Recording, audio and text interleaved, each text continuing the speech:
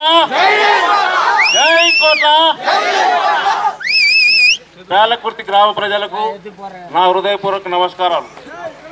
మన గ్రామానికి చేసినటువంటి మన కోట్ల సూర్యప్రకాష్ రెడ్డి గారికి మరియు ఆయన తనయుడు అయిన యువ టైగర్ శ్రీ రాఘవేంద్ర రెడ్డి గారికి మరియు గ్రామ పెద్దలకు నా హృదయపూర్వక నమస్కారాలు. ఈ దినం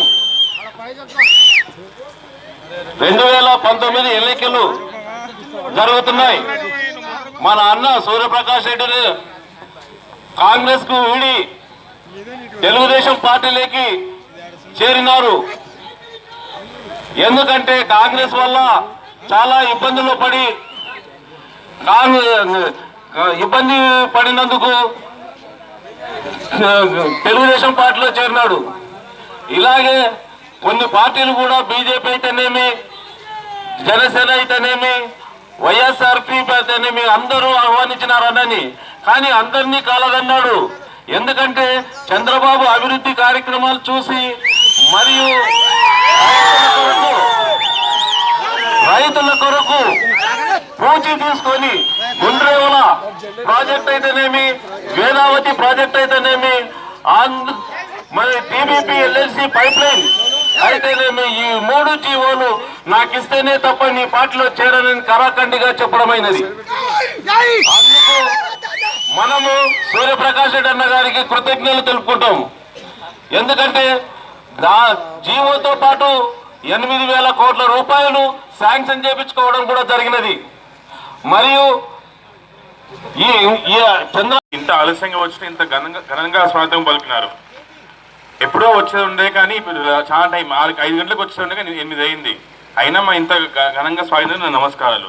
మరీ ముఖ్యంగా మనకి గ్రామస్తులతో మాట్లాడుతుంటే మీకు మరీ ముఖ్యంగా సమస్యలు వచ్చేసి చాలా మంది చదువుకున్న వాళ్ళు ఉన్నా కానీ ఉద్యోగాలు లేవంటున్నారు.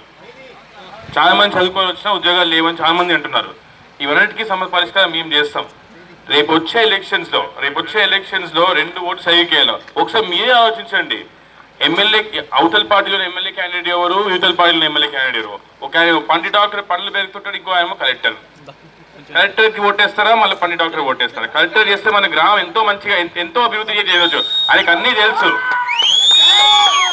మరీ ముఖ్యంగా ఈయన పంచాయత్ రాజ్ శాఖలో పనిచేస్తాడు. ఆయనకి నీళ్లు తెలుసు, నీళ్ళెంట తేవడం తెలుసు, నిధులు తెలుసు, అన్ని విధాలు తెలుసు ఆయనకి.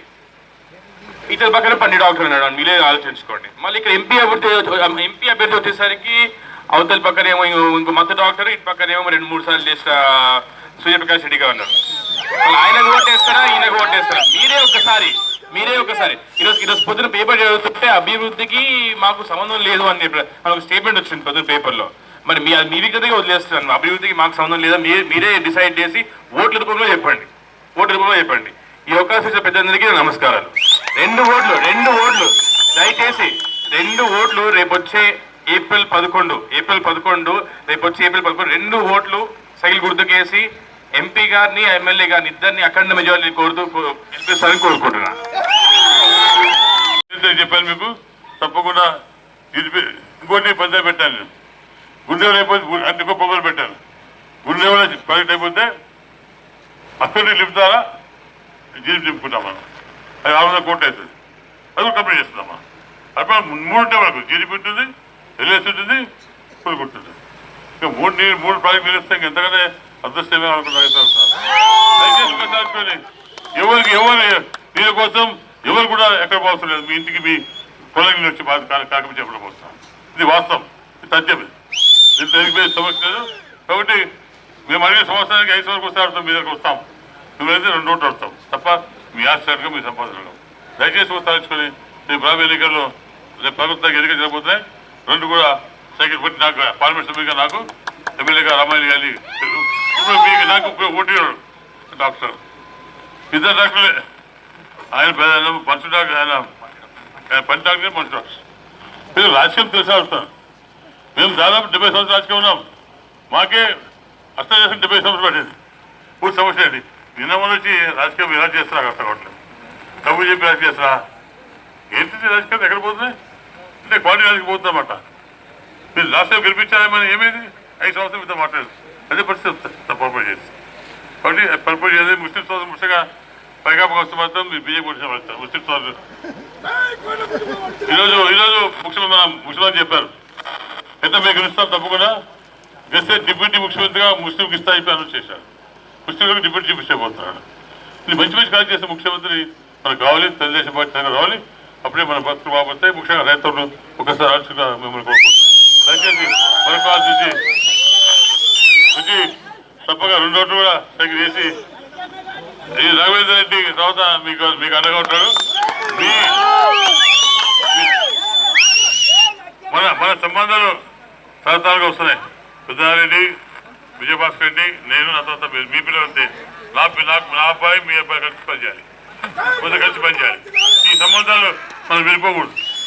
మీకు పిల్లలు మా పిల్లలు కలిసి ముందుకు పోని చెప్పి ఆశిస్తున్నా. నాకు మీరు సహకరించాలని కోరుకుంటున్నాను. దయచేసి ఒకసారి ఆలోచుకొని రేపు రాబోయే 10వ తారీఖు 2